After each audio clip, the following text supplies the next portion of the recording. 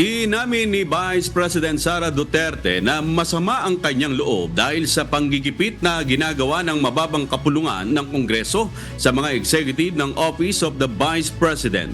Ayon kay VP Sara, wala siyang problema kung siya ang iwawalang o isawalang halaga, ngunit masakit umano sa kanya ang pang-aabuso sa mga ordinaryong empleyado ng OBP.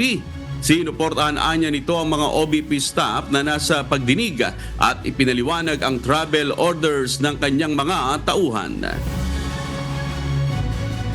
Sinisira lang nila ng sinisira yung institusyon, yung integrity ng dignity ng institusyon ng Office of the Vice President, and of course yung mga pangalan ng mga ordinary employees. Doon masakit ang loob ko.